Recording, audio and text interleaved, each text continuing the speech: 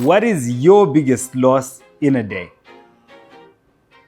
Because in this episode, I talked to a trader who has lost 20,000 in a single day. And you're going to hear how he handled himself after losing such a big amount. Stay tuned.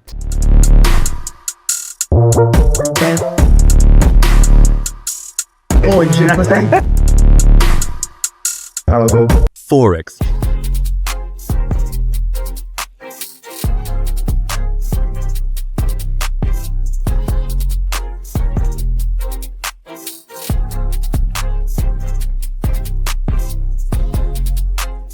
Okay, welcome back again, guys. This is another episode from your favorite podcast. And in this episode, we're going to host one of the biggest crypto traders. Not just crypto, the biggest Forex traders in our country. And he has invited us to his home so that we can talk about everything Forex at his place. Welcome, Mr. Chui. Thank you for having me, Kudzi. It's a pleasure to be here. If it were possible, I would have wanted you to be my first person because you are that one trader who has the most inspiring story. I would say, I know my story is inspiring, but yours, boss, I would listen to it 1,000 times over. But before we get there, how are you, boss? Sure. I mean, this interview was meant to have taken place a few months back. We did speak about it. Yeah. And unfortunately, I did go through something. I had an incident. I was robbed, mugged, and beaten up. Unfortunately, my kung fu skills did not match. They left. But you know when they say left for dead. Yeah. Yeah. I saw your pic on Facebook. Right. I got scared, boss. I got scared that minute. I was like, what happened to this guy? Right. So Friday evening, I had come from somewhere, pulled over to the side of the road to take a call. My wife was trying to call me, so being a responsible driver that I am, let me pull over to the side of the road. It was just round about Kuwadzana, just after the bridge where I think a lot of people say where Sam Mutukudzi passed that away. bridge. Yeah. Just after that, coming back into Harare. So I pulled over to take a call, spoke to my wife for a good 5-10 minutes. Probably guys saw me, and waited for me to end my call. There were 3 of them. The second I cut the call and finished, straight away they decided to pounce. I was alone in my vehicle. One gentleman, or I don't know if you want to call him a gentleman. I don't think it's a gentleman. He's one thug. One thug was by the driver's side. He smashed the window.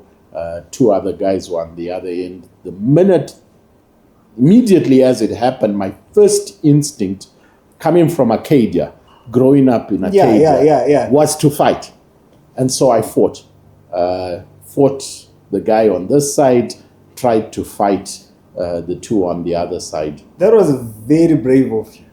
And not so wise, Could have been another story. I mean, I know. I could have been a was. I could have been the late, and you could have been speaking about there used to be this guy. By then, I'll be sharing screenshots. Like we talked about having this podcast. Correct. I'm so thankful to God for preserving your life, boss. Indeed. We need you in the Forex space. I think if there is one spirit that fought for you, I don't know. I feel like you may be speaking on Derev's side, where you're like, as Derev, we need you. Without you, where are we going to get money from? Not just like that, boss. Who's going to blow an account?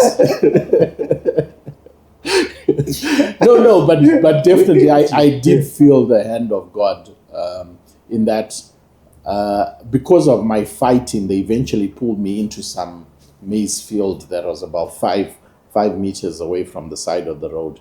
They pulled me in, they beat me up, if you look nicely, you can still see. I don't even need to look nicely. Okay. It's taking a minute. Eye, yeah. It's taking a minute to improve. Black. And that's not because of lack of sleep alone, So they booted me up. There were 3 of them, but eventually what they then decided was one of them said, Shandisa Banga. So when it got to that, that's when I was like, okay, gentlemen, do what you came for. My stuff, the money is there, the phone is there. You can go ahead and take.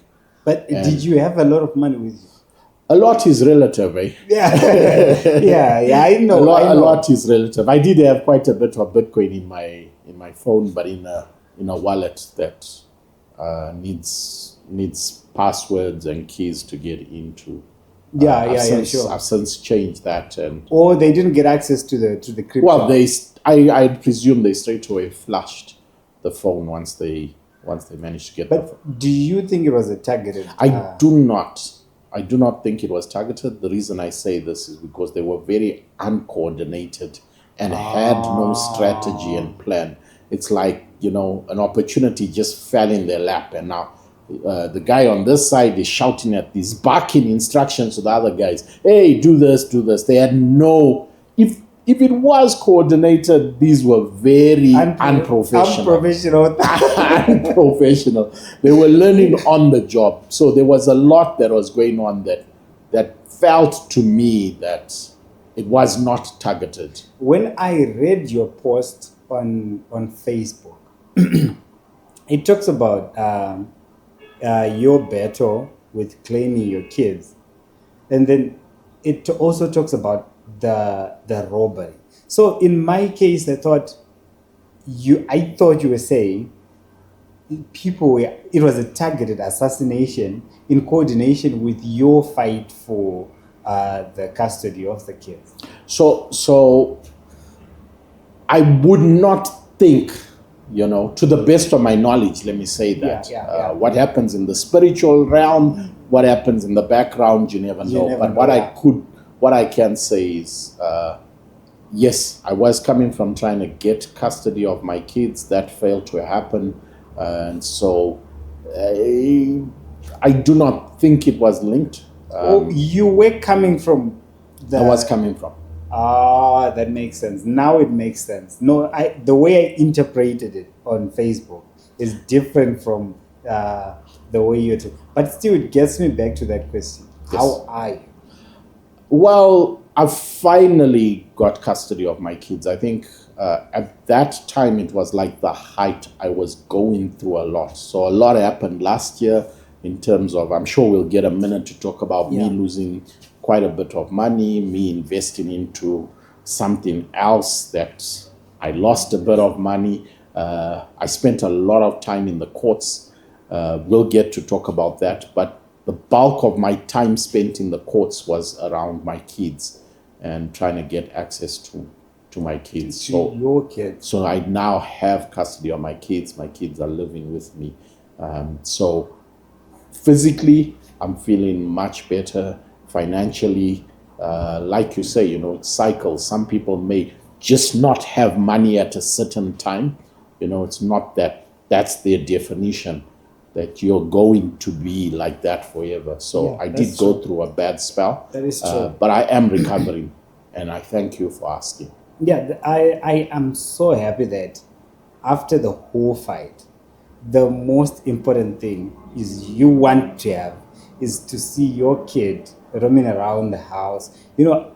I just became a father. So congratulations. I understand what you mean. And also I don't know if I should say, but it feels like you've also just became a father. I think we have the same feeling. Seeing them around, running around. Mine doesn't run, but she smiles. And it is the same thing. All right, so let's go back to the basics. Let's go to the introductory stuff. What's your name, boss?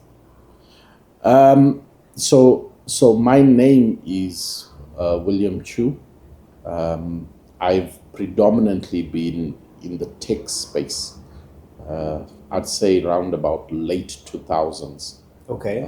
Mid to late 2000s, that's when I started getting involved.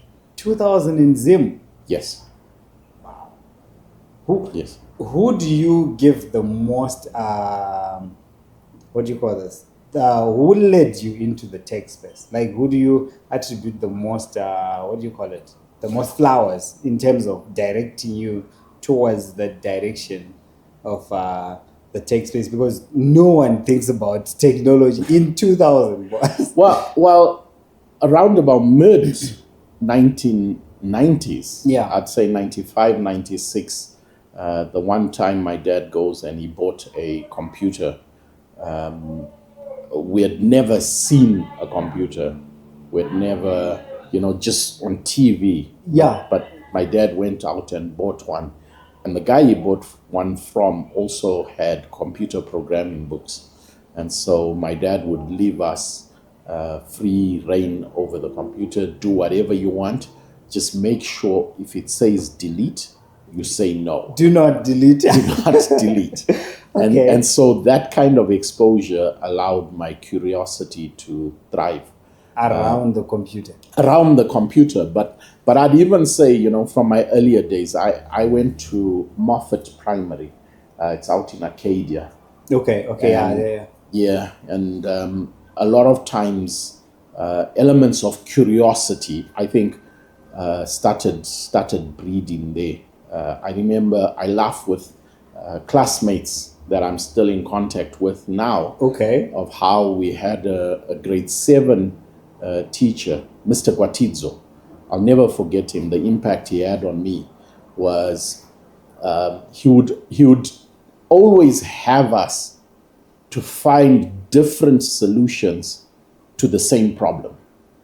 Okay. So that's a good there one. isn't always one solution to a problem. So tell me something.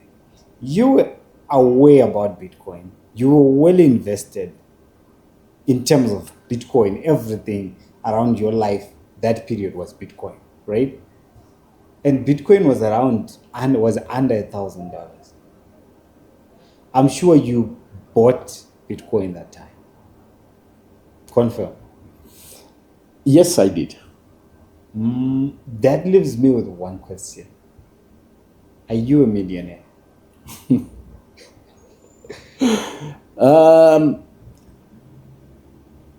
I lost it all in a boating accident. What do you mean you lost it all in a boating accident? So it's a term that they use in the crypto space. Is it? I guess I'm not crypto enough. It's a term they use in the crypto. Is it? Yes. So do I have Bitcoin today? Unfortunately not. I lost quite a bit last year being 2024, my bad. I made a few investments that unfortunately did not pay off. And so, yes, right now I'm rebuilding. I'm in the process of rebuilding.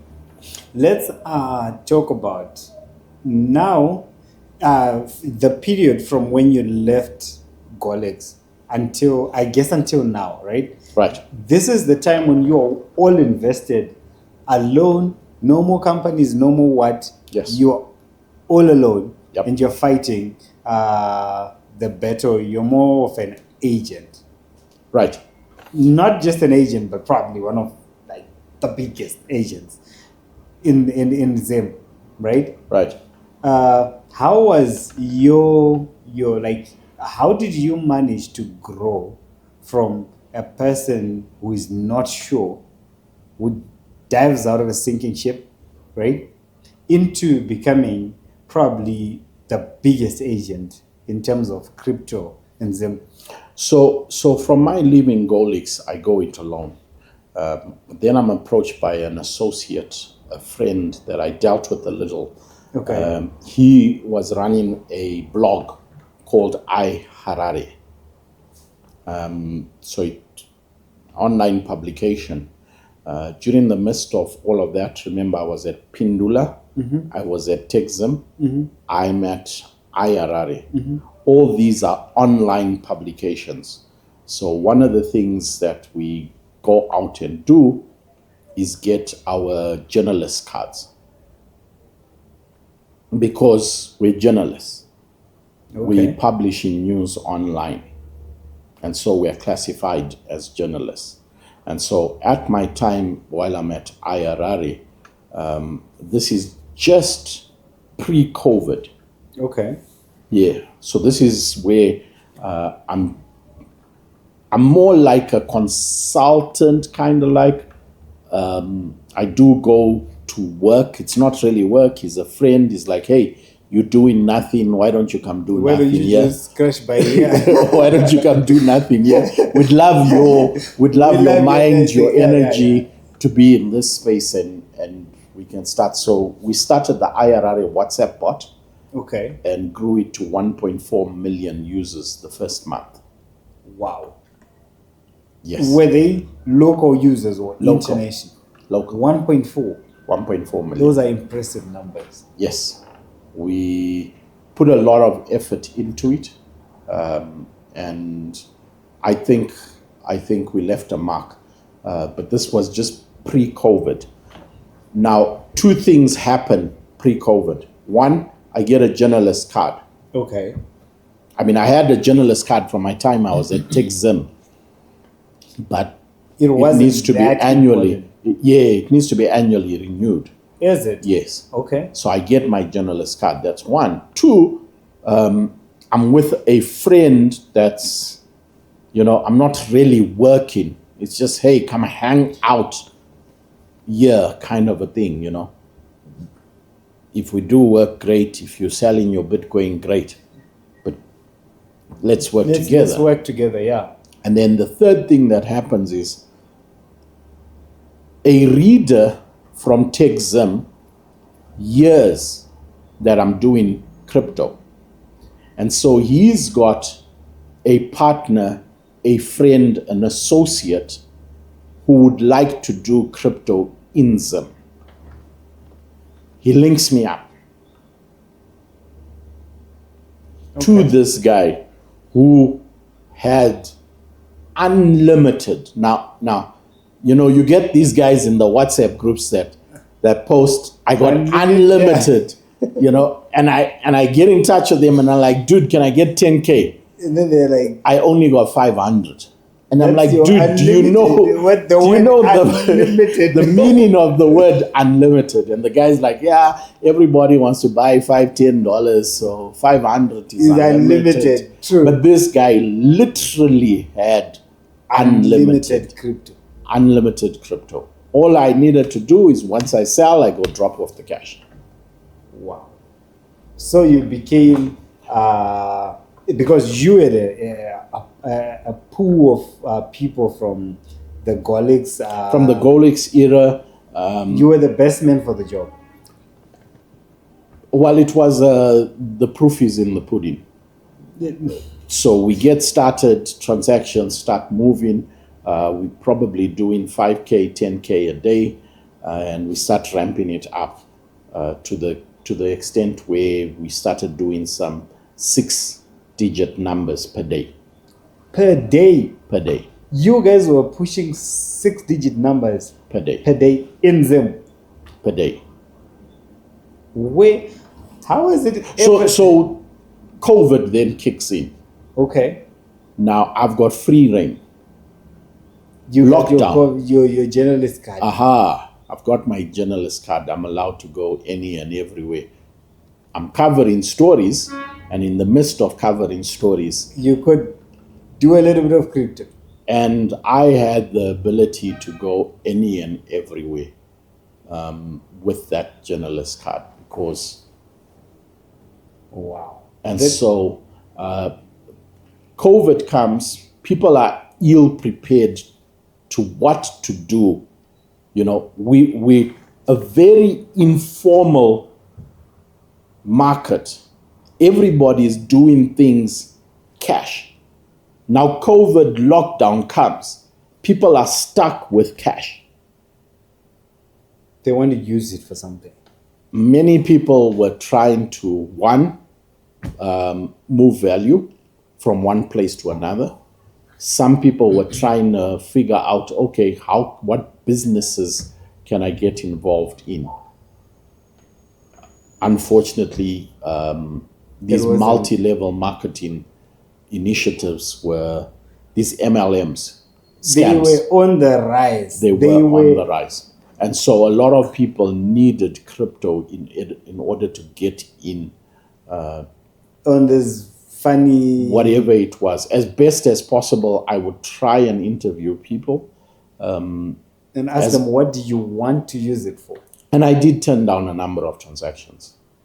Some people would obviously say, look, I hear what you're saying. It's working for me. I'll still go ahead. It's just $100. It's just $100. It doesn't matter. No. That's what they say. It's that's just $100,000. People invested hundreds of thousands of dollars in these MMMs. Yes. Wow. So it's in this period that I'm now getting this one guy who's coming and is doing weekly withdrawals. 5K, 8K, 5K, 8K. And as best as possible, I don't try and get involved in what my clients are doing, but I kind of do some poking and I'm asking him, dude, I know, right? you're a bit consistent. Every week you withdrawing. What's the secret? Is somebody sending you money? What's going on? So dude then says, I'm doing Forex trading. What's that? I know everything. I know crypto. What's this thing you're talking about? I had never heard of Forex trading. Until COVID. Until this guy who's doing withdrawals every week. That's quite weird for someone who was all up in the crypto everything space. So crypto at the time was predominantly being used to move value from one place to another or to fund something. The bulk of the something for me was these MLMs, multi-level marketing businesses. You had never been involved in a space with someone. Some people may have been depositing into their trading accounts, but I would not know. Here's your crypto. What they would do with it was on them. It was on their business. Yeah. So this guy explains to me that he's doing Forex trading. He says to me, hey, I can show you. Wake up at 2 a.m. this morning. I'll give you, I think it was USD NZD, New Zealand dollar. Yeah. And I took a signal. He was like, I don't know if we bought or we sold. I'd be lying if I say. But what I do know is I put in 50 and it grew to 120. We made $70 that night. Around 12 midnight. 2 a.m. 2 a.m. 2 a.m. 2 a.m.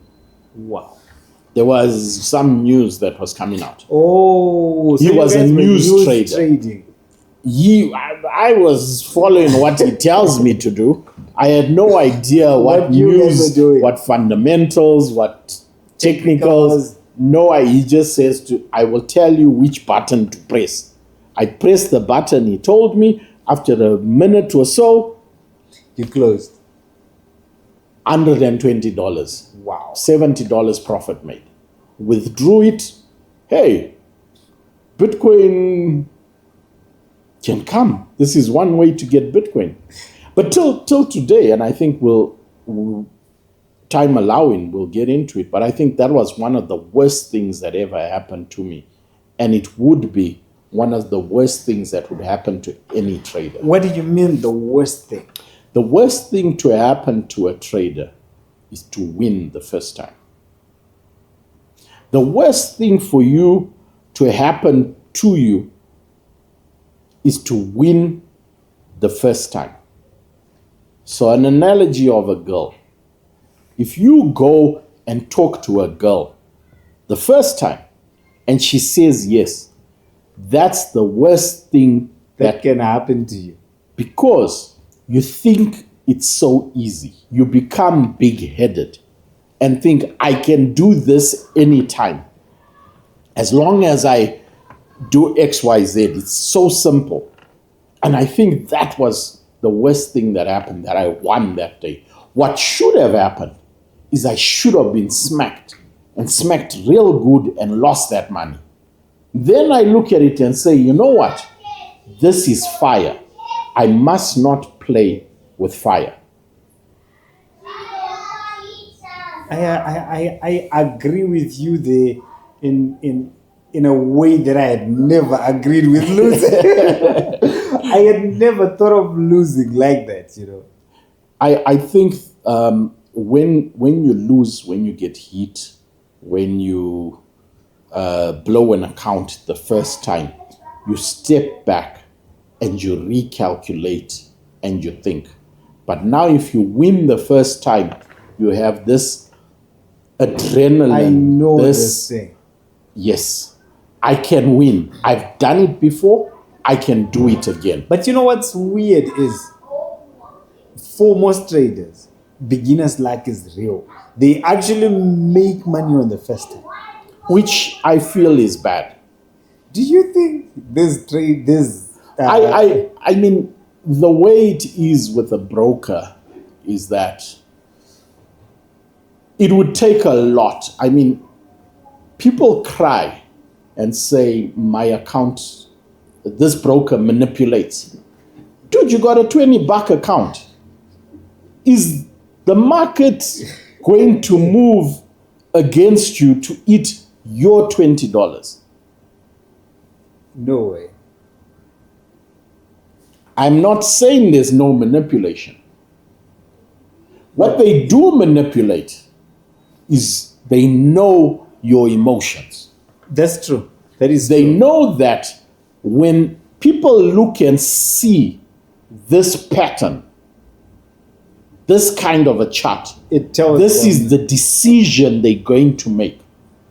When people are losing, this is what, if we do this with the market, we know that people will do this. And so that is, they manipulate your emotions. They know that we are emotional beings. And we will make decisions of those emotions. True. That is true. And yes, they capitalize on that. But to say that the market is moves, manipulated the market moves to take your $20 and then goes in your direction. Now that is bullshit. just recently, and I don't know if you'll share it on the screen, somebody shared a screenshot of somebody being in a $51,000 profit. 51K profit. 51,000 US dollars profit trades.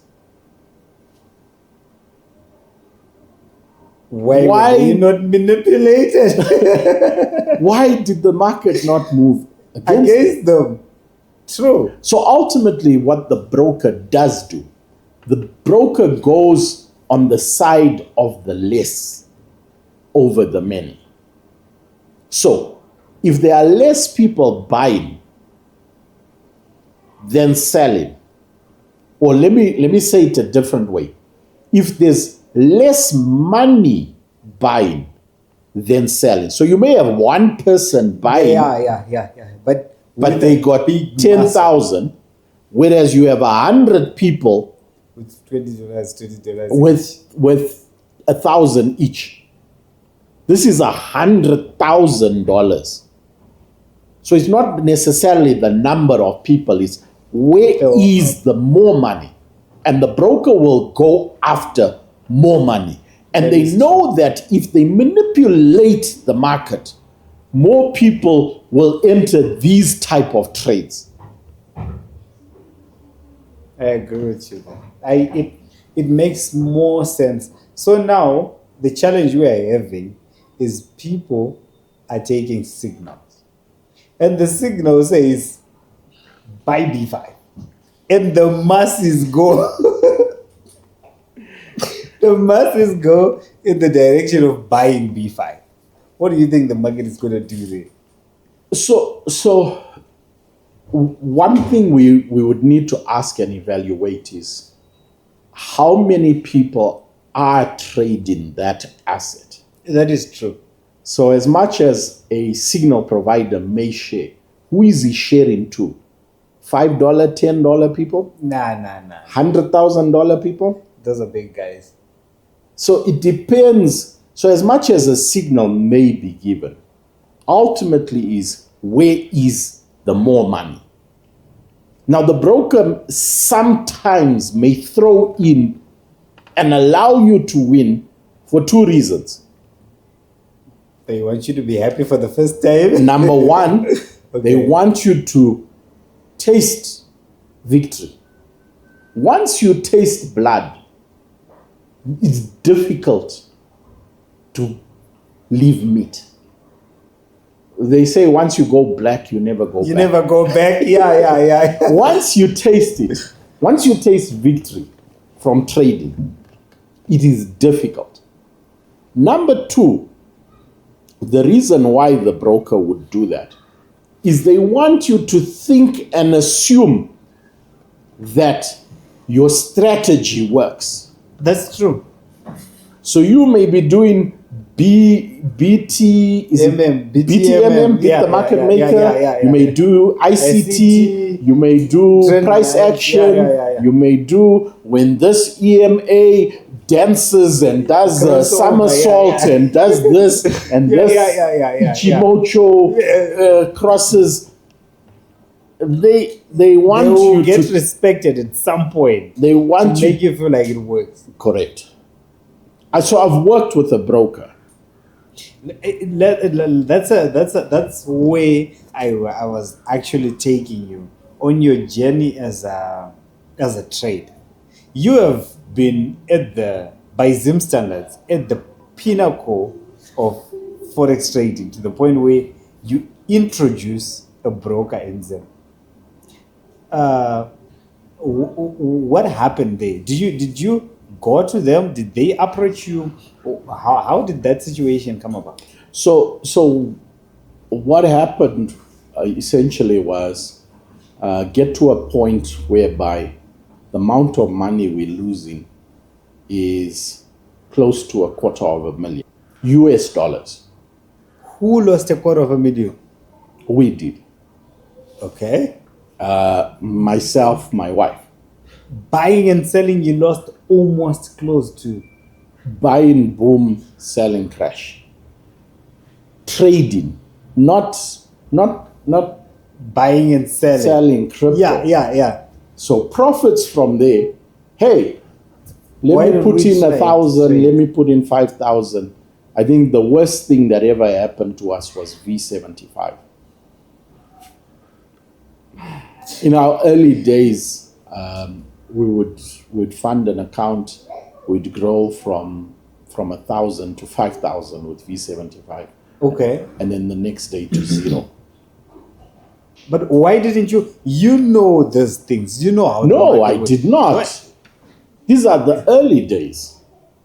So Guy teaches us about news, about trading, great. And then somewhere along the lines, now find out about this broker called binary.com. Okay. So this was pre them Derivative. Okay. changing okay. into To derivative. derivative. Yeah. And so that's when we now find out about synthetics. And the problem, at least we saw at the time, was that currencies were slow. That's true. But if you think currencies are slow, why didn't you just increase the lot size? So they say kusaziwa. You take in a whole day to make or lose $4 with currencies. And then you were like, no. And now with this synthetic indices, this V75, you're making $1,000 in a day. Not even in a day. In hours. In an hour. You're losing it in a day as well.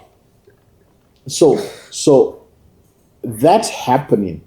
It wasn't one trade where we lost money. I'd say cumulatively, today you put in 1,000, tomorrow you put in 5,000, the next day, Yeah. all based on what happens in terms of the buying and selling of Bitcoin, what profits have been made. And eventually we look at it and we say, you know what? We'd love to be the broker. And so I made a trip to go and see Dirham. Okay. Jumped on a plane, went to Dubai, knocked on their door. Two reasons. Number one, how can I create my own broker using your synthetic indices? Basically white label. And they were like, no, we do not have, and we do not intend to have this. The second was to be able to help people cash in and cash out easily using local payment solutions. Okay. That was a conversation they were somewhat interested in. Coincidentally, what I then do at the time, I'm going to Dubai, I'm flying on my own expense. Yeah. Let me see who all I can see while I'm in Dubai. So I reach out to this broker, ask them if they're willing to have a chat. Coincidentally, one of the guys who was at Derev moves to this broker. So having been at Derev, he knows and has heard The about me. conversation. So guy gets, I get in touch and guy's like, oh, William Chui, please come in. You are very welcome. We would love to have a chat with you. So meet them, have a word with them, speak to them about the opportunity of Zimbabwe, and they're like, sure, let's give it a try. We had a 6-month stint in Zimbabwe, Okay. growing it. I think we grew it into 10,000 users. TP Global, at its peak, at 10,000 users in Zim. 4,000 active trading, depositing, and withdrawing. 10,000 registered users in Zimbabwe. Wow. That was amazing. I felt so. Unfortunately, the guys I went and approached then left the company while we were still in probation phase, while we were still in a trial phase. So part of their leaving, the instruction they were given was that experiment you're running in Zimbabwe, we're not going to continue it. Can we please shut it down? And so that's what caused us to... They pulled the plug. They pulled the plug. We got in touch with everybody. We facilitated every cent everybody had in their account. We helped them withdraw to make sure they had their money. And yeah, it was an interesting experience to be on the side of the broker. There definitely was potential. Got a few cease and desists from Dirham. Is it? I feel they did feel a bit of a threat, and they did send out some notices and some stern words to us. So now that the plug is pulled, one thing we were very particular about was not to rush back into the market and say, hey, this broker didn't work, here's another broker. Here's another broker, yeah. Because you get people feeling that, dude, you came with a broker for 6 months, now they pulled the plug. What guarantee is they, with this new set of guys, they're not going to pull the plug? And so we were not quick. In fact, till this day, we've not brought any new brokers. We are having conversations with a few guys that would like to enter this market. Yes, but we've not partnered with anybody as of now. That is so amazing. Let's talk about your journey during this period, this TP Global. You were quite massive, like you had the market by your hand, if I should say. But now you have taken more of a laid back approach. But within that period, there was an article about you losing 1 Bitcoin.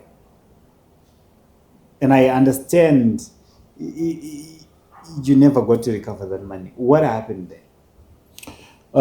So prior to that, from the TP Global closed, and I'm just giving timelines. I think it closes 2022 December. Okay. That's when they pull the plug, and we gradually start paying out everybody. 2023, around about August, that's when I'm now arrested for the e-creator incident. So I don't know if you saw or may have heard about, there was a scam that was in the market, and they call themselves e-creator. So I had withdrawn quite a bit of money. I had been to EcoCash quite a bit, and they saw my name on the list of high withdrawers for the period when eCreator was operating. And so the police suspected that I was one of the people involved with it. Unfortunately, the matter is still, till this day, 2025, we are in May right now. So almost 3 years later. Oh no, is that 2 years? I think it's 2. From 2023, 24, 25. Okay, Yeah. so 2 years later, the matter has yet to start in court.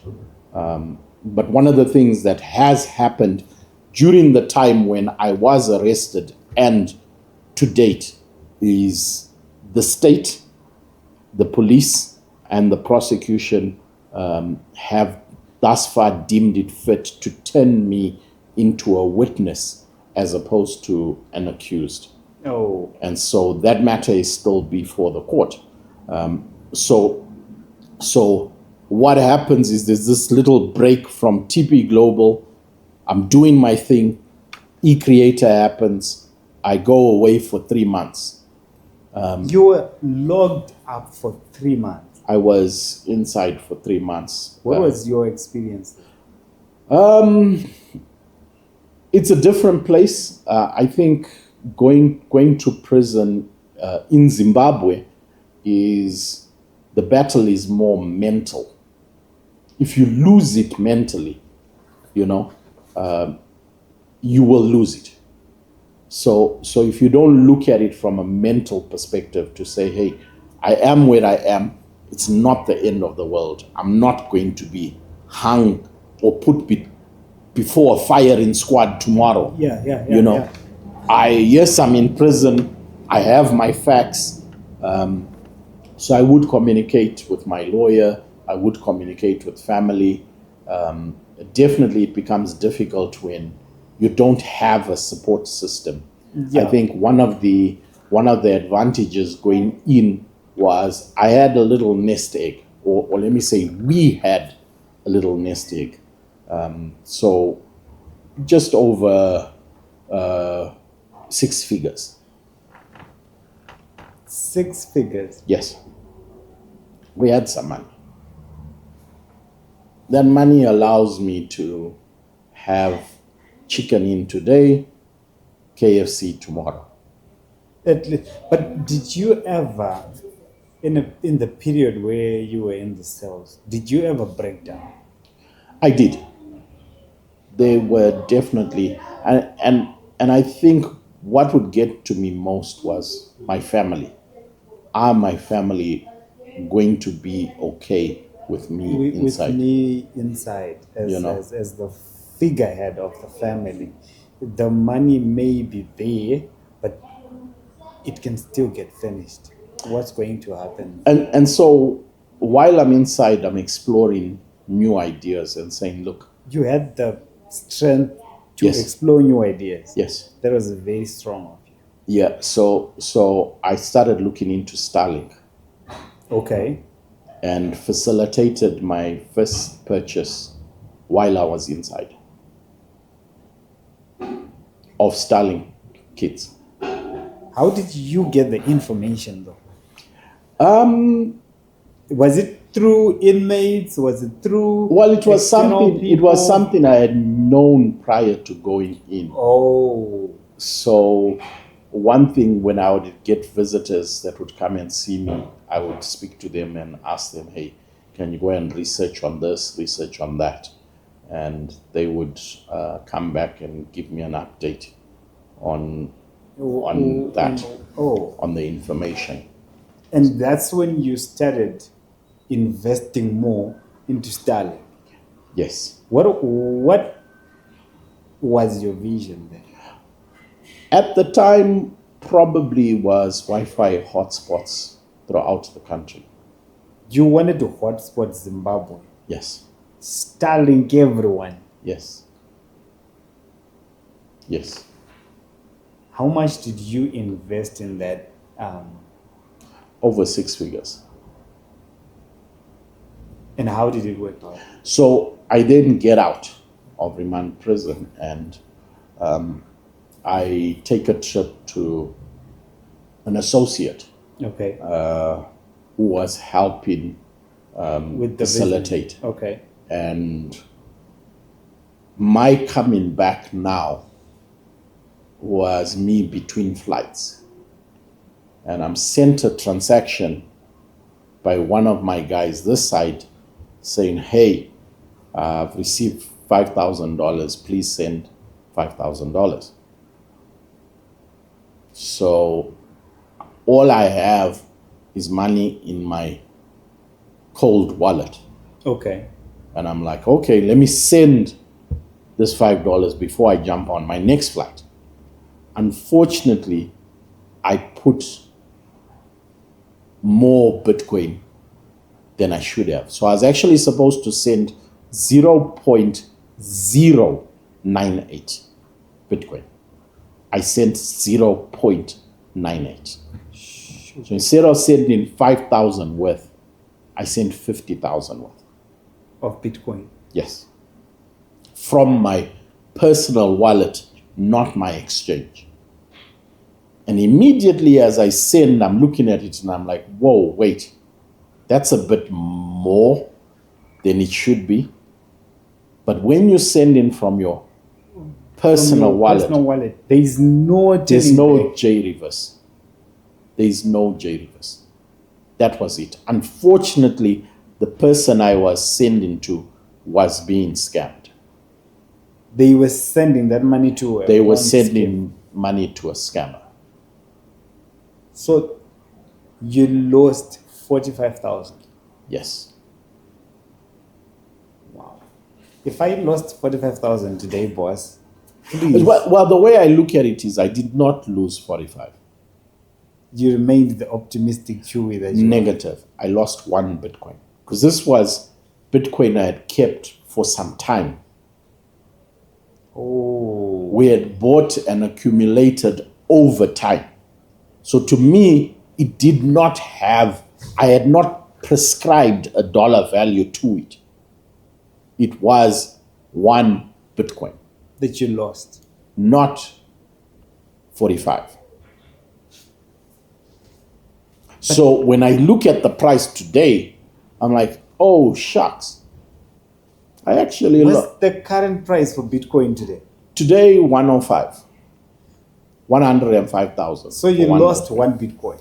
I lost 1 because of just one simple mistake. One simple mistake. But did you think those are also the downsides of crypto? One simple mistake can just shatter you away like that. Unlike the banking system, whereby you can follow up the money, you can. With crypto, Look, what's done is done. Sure. You may argue that, but I think the pros outweigh the cons. Yeah, I know. You know, there's ways to mitigate sending more. You know, don't send from yourself to somebody. Send from yourself to your exchange, from your exchange to the person. With exchanges, you can easily make. You have a 2-minute, 3-minute window to which you can cancel a transaction. Is it? On an exchange, you have 3 or 4 steps to approve a transaction. So from your wallet, it's send, confirm, boom, it's gone. Sure, put in your passcode or whatever security you put, but other than that, it's gone. But how did you, because I understand you were in the red at this point and you are starting the Starlink business. Didn't you wait? Why didn't you wait a little bit on the Starlink business and then focus on what's... So the crypto side, look, I decided to take a pause on that. I decided to take a pause on the crypto and fully focus on helping people get access to Starlink. And so I became focused to the extent that I said, I no longer do crypto. And how, I understand that the Starlink business, it didn't go the way you anticipated. Yeah, so the problem then happened is that Starlink became widely available for everybody. Before you could sell enough to cash out to Well, I was not selling. All I was doing was, my idea was to get Wi-Fi hotspots around the country and procure the Starlinks where they were cheaper. And then when it became regulated in Zim, I would bring them in. Unfortunately, things were overtaken by events very fast. Starlink became licensed and regulated. Devices became readily available for anybody and everybody. Harare became congested in 2 weeks. 2 weeks. 2 weeks. So now we couldn't use these Starlinks that were on roaming from another country in Harare because Harare was full. Wow. So now the idea may be there, but you're now going to have one hotspot in Bikita, one hotspot in Nembudzia. The ability to manage that becomes very difficult. Yeah. For one to be now driving around the whole country. The idea was, yes, do it around the country, but eventually start with where you are, which for me was Harare, and expand from there. How much did you lose roughly in that business? Starlink? Yeah. I'd say give or take 50. 50K. Yes. That's another Bitcoin. Yes. You have had a very rough journey, my friend. Okay, let's talk about, you have had a relationship with many traders. I understand there was a part where you actually funded traders. You had an initiative whereby you gave traders money to trade and then you share on profits. But I understand, anyway, tell me, how did that one go? So look, we trade in, my wife and I. Today we lose 5,000, tomorrow we lose 10. And we're like, you know what? Maybe it's a better idea to look at those who are doing well. And so you see in the groups all these screenshots of a guy, later on you do find out, but you see guys sharing screenshots, of a trade having entered at a certain position and it dropping, having funded so much and made so much profit. So yes, we did get in touch with a few traders and availed capital and said, hey, here you go, let's trade together. I'd say probably about 20 to 30K Was invested into that. was invested into that. And how much do you think was, how much in profit? Zero. Was made? Zero. I retract. There was this one guy. I think his name was Kingpin, or he called himself Kingpin. He took $100 to 2.8 in 3 days. Wow. That was impressive. We shared. I put $100 again. He blew it. I put 100 again. We blew it. From there, he did not get to repeat.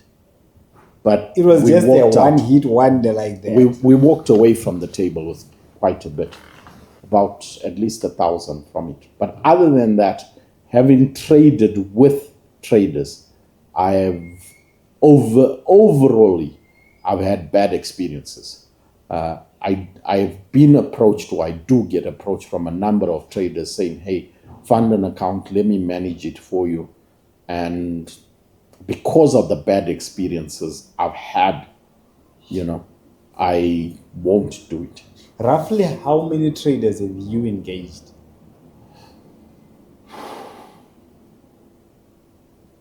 It's a number.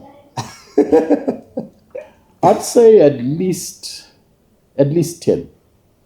You've engaged at least 10. Is this your question in regards to trading on our behalf, account management? Yeah. At least 10.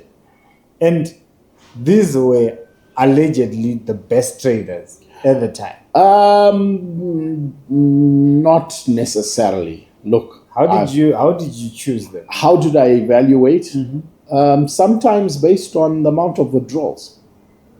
Oh, since you're an agent, you can assess the amount of withdrawals. So I'm that they're doing crypto, I'm doing deriv. People are withdrawing, and I see that Kudzi is coming here every day to withdraw. Meanwhile, Kudzi's got his mentorship program where he's charging people money for him to mentor them. And so he wants to convert his mentorship money comes and withdraws. and is withdrawing. So guys are withdrawing consistently. I mean, not everybody was like that, but the proof is in the pudding. You get guys to trade, and yeah, It didn't work. it did not work. And now you are trading with your wife. Actively trading at the moment. I prefer to call it donating to the broker.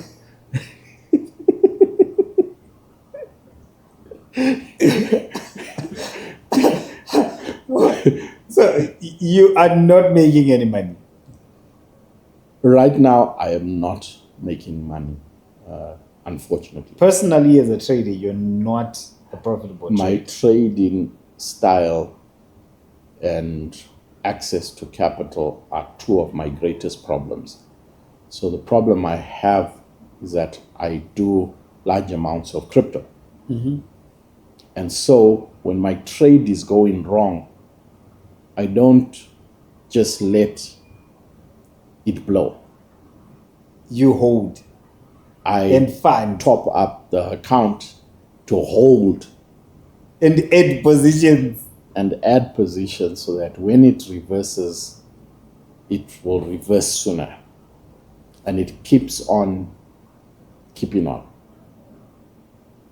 So That is a painful way to definitely, I don't think I'm the best trader. In fact, I'm one of the worst. But you have made a lot of money from the Forex trading industry. From the industry, yes, but not from Forex trading, no.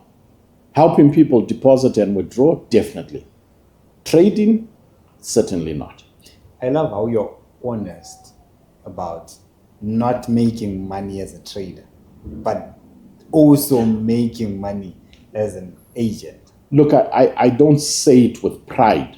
I that understand. I get heat from deriv. It's definitely something a lot of the traders out there, the mentors, want to hide from people. I mean, if I was unscrupulous and wanted to, I could have always, a lot of people get in touch with me and I'll be like, boss, you always selling crypto. You have large amounts. You're selling 20K, 50K. You're making a lot. And people, Can I give people you my equate money? to my selling crypto that I am a successful trader. And guys come to me saying, can you teach us? Can you mentor us? Can you show us how you get large amounts? And straight away, I'm like, I help people buy and sell. Not trade. I do not do give this. trading advice. Yes. If you want advice on trading, my advice to you, the advice I'll give, don't trade. Quit while you're ahead. Unfortunately, so why I say this, and I say we as black people, we've come from a background of poverty. And now that social media exists, we suffer a lot from FOMO, fear of missing out. True. So you open your WhatsApp status and you're seeing Angelo in Dubai.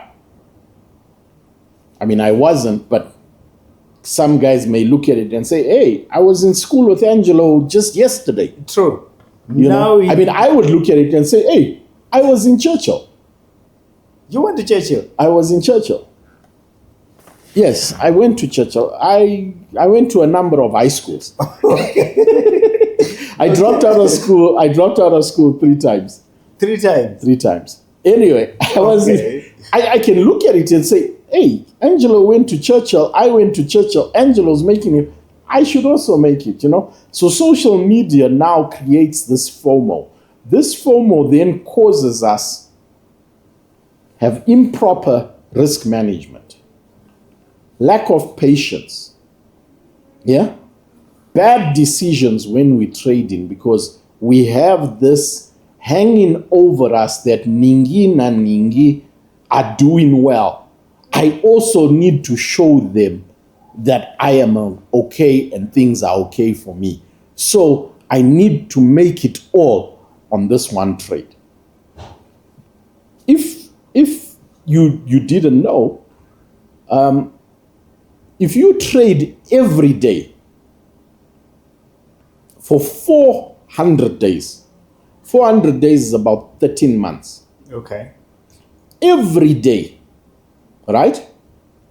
And you make 2.4% profit. Okay.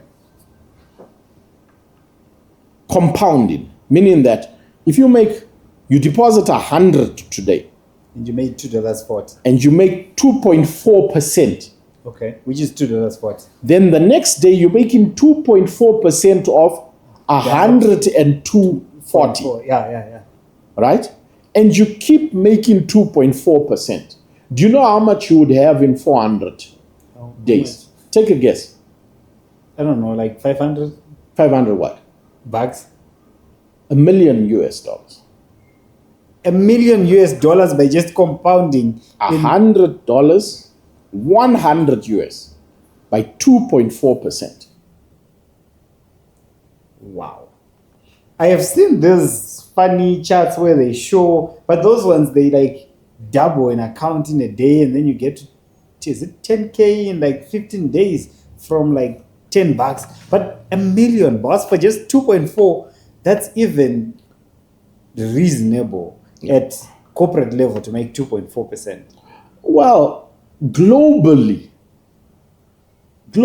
businesses are striving to make 2.4% per annum in profit. In Zimbabwe, 2.4% per month is shunned upon. If you are in business and you're making 2.4% profit, you're fooling around. People want to make that. In Zim, you just 10x a company. Well, guys are buying things downtown at the Chinese shops and go to Borrowdale and sell it at 50% to 100% profit. Yeah, even 200%. Correct. And so 2.4% is too small a number for us. So before you can master the market, you need to master yourself. Okay. That is what we fail.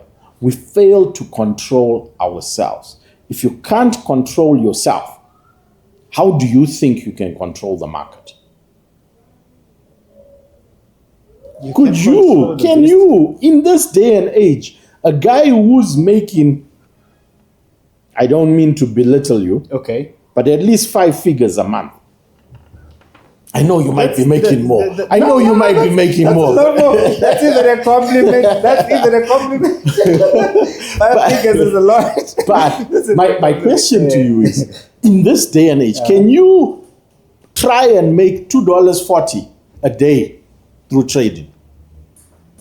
I'll try go higher. You would try, but in your trying going higher, how many times have you lost that $100? I have lost in ways I can't pronounce, boss. You need to master yourself first before you try and master the market. So that discipline of where I will only risk 1.2% is what we need as traders. Is what we need. Today, I'm entering the market. If I lose $1.20 on my $100 account, I'm done. But have you ever tried to put it into like practical? I have. How Very difficult. Very difficult, boss. Where did you? My problem is discipline. Where did you fail along the journey? Because I'm sure you passed the $2.40. So the way I would look at it now is not 400 days, but 400 trades. That makes sense. Now the problem I'm having is that I'm having 100 trades in a day, or as many as my capital allows. You just go all in full margin.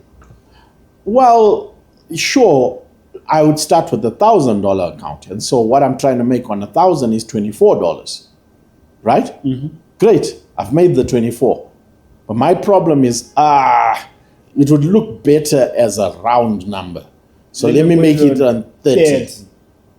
So in trying to chase that 30, I now go minus 100, minus 200, minus 3, minus 5, and later on the account is blown.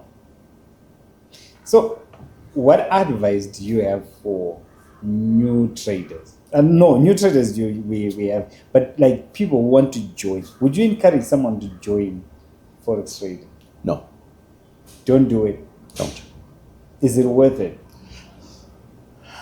Like, but you are still doing it. Look, the person, and I do it with tears and scars.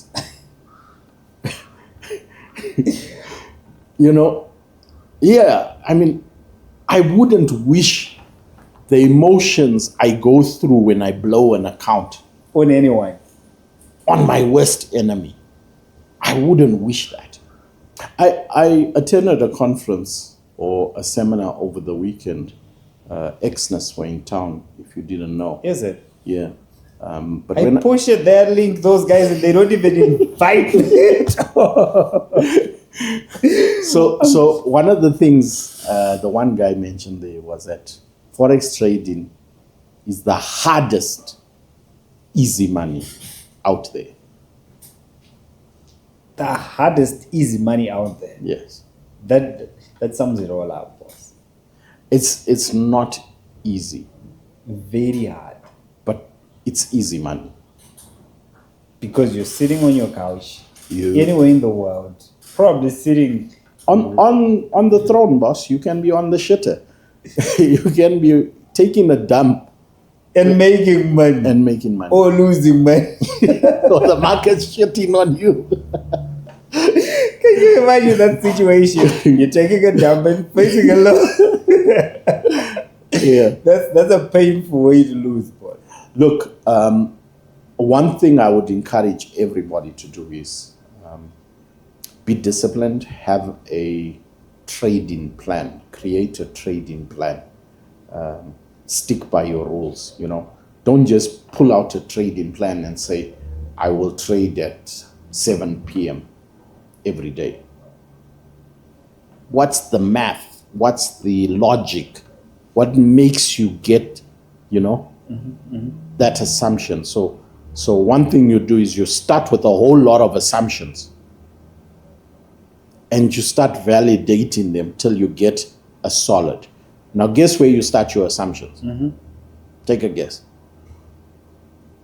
I don't know, in your head, I don't know. A demo account.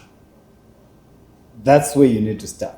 That's where you need to start. I support you there. You start your assumptions on a demo account. That when I open this size of a lot, this will happen. When I open at this time, this will. When I do this, this will happen. If you can't do a demo or have the discipline to do a demo, because you trade in a demo and you're saying, it's emotionless, but it's emotionless because you have no rules that you're following. Have your rules, which is your trading plan. These are my rules. I will only risk 1:2. I will only enter when this EMA bounces off this moving average. Yeah. EMA. Yeah. When these two EMAs cross, or when these two EMAs, whatever strategy, whether you're using BTMM, whether you're using ICT, whether you're using price action, whatever strategy it is, test it on a demo. When you can now be disciplined to your plan, then now approach a real account. Then you have a better shot there. What you're trading is your plan. Not your money. Because when you get in, you have emotions, boss. I have rent this month. I have school fees. I have money to give my grandparents, my mom and my dad. I've got all these weights that are hanging on me, and I need to make it in one trade.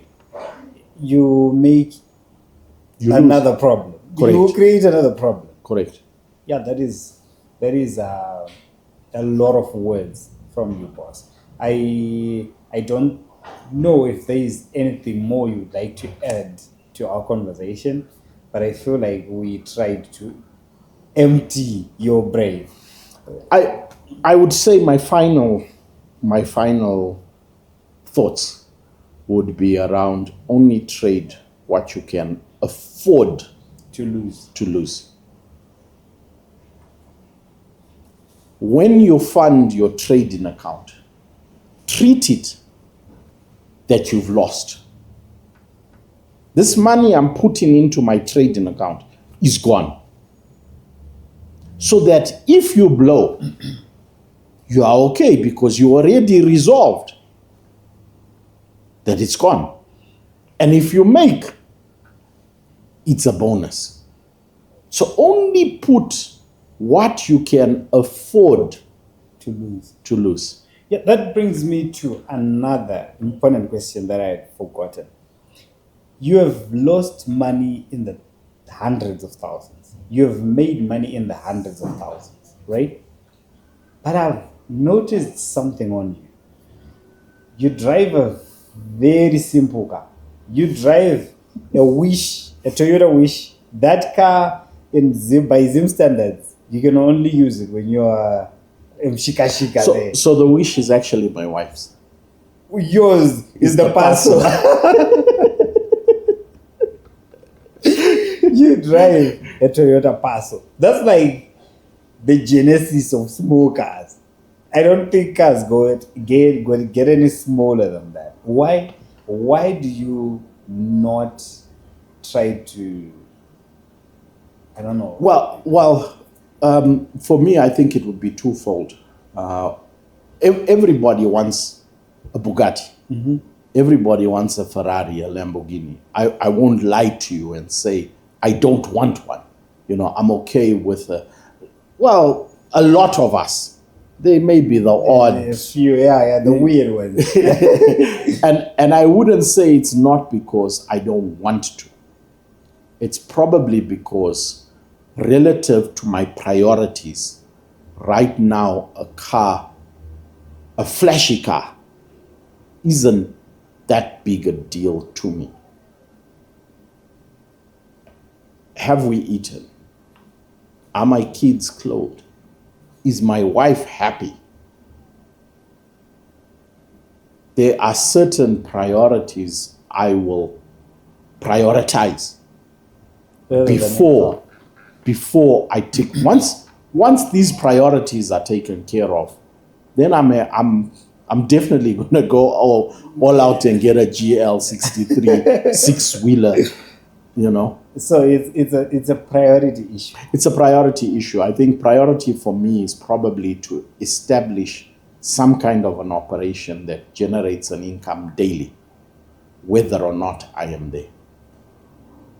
So right now, my input, or rather my reward, my return, my profit is directly proportional to my input.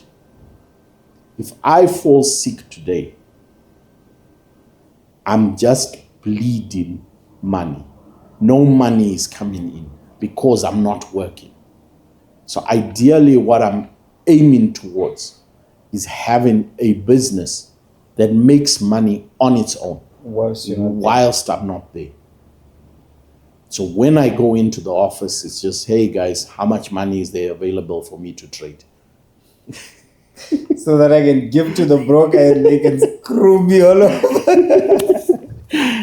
I'd say my final thoughts is, you'd rather be right on a small lot size than wrong on a big lot size. That is so true. You'd rather be right on a small lot size than wrong on a big lot size. So risk management is key. Keep your lot size smaller. Keep your lot size smaller. And hopefully you'll be calling up this guy for your withdrawals. Yeah, that is another thing. You guys, when you trade money, it's withdrawn. It does not belong to that account. Withdraw it as small as it is consistently. That is the way to go.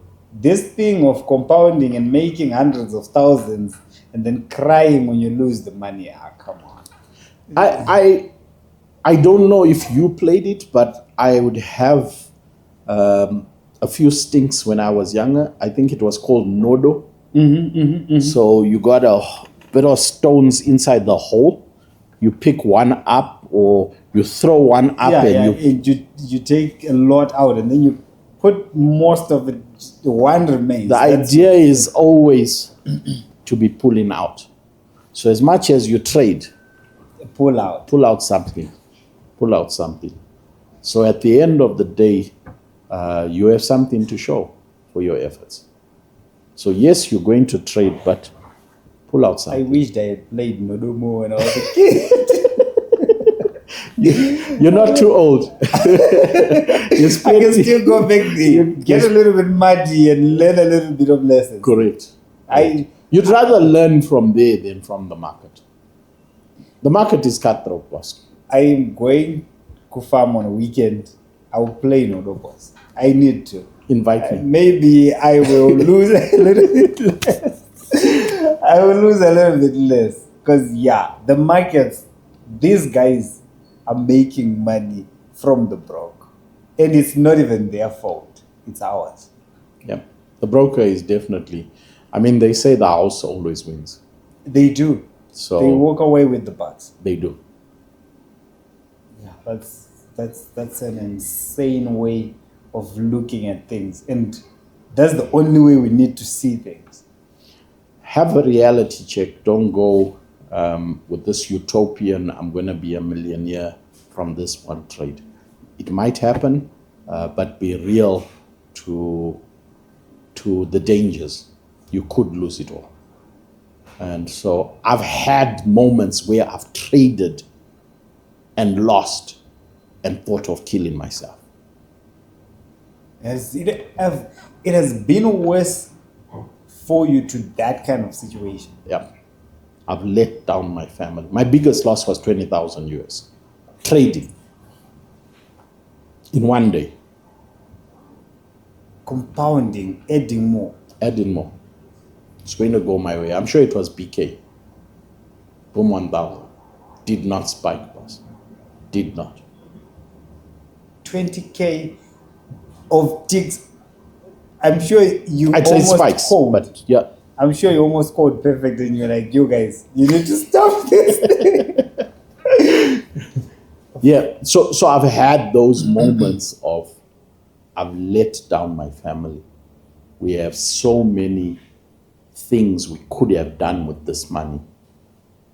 We didn't. could have We're fixed not this going in the to. house. We could have gone on a holiday. We could have done this. And I just blew it. Praise God, I've not taken active steps to wanting. The thought has been there to say, just kill yourself. I Just end it.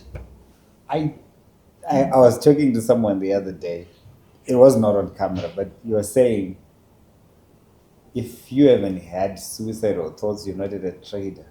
And it was funny then, right? He was at my place. Is that going to be my badge of honor? I walked back, like we were talking about it, and it kept ringing in my head, and I was like, but why does it have to be like this? And you realize it's actually our fault, not the brokers, it just trading exposes that worst monster inside you. And it does it in situations whereby you will be left in, I don't know, tatters and you can't pick yourself up. Yeah, that is insane, boss. Anyway, guys, that is my conversation with William Chui, and I hope whenever we have a chance, we'll continue to talk more about the markets. We'll talk more about development in terms of what you can do to become a better trader, because he's probably one of the most seasoned traders. When I say seasoned, I mean he has been through it all in the journey of being a trader. And personally, he's someone that I look up to. And yeah, that is just our conversation. Thank you so much. Continue to share, like, subscribe, what, all that. And yeah, catch you in the next episode. Thank you for having me. Always a pleasure, boss.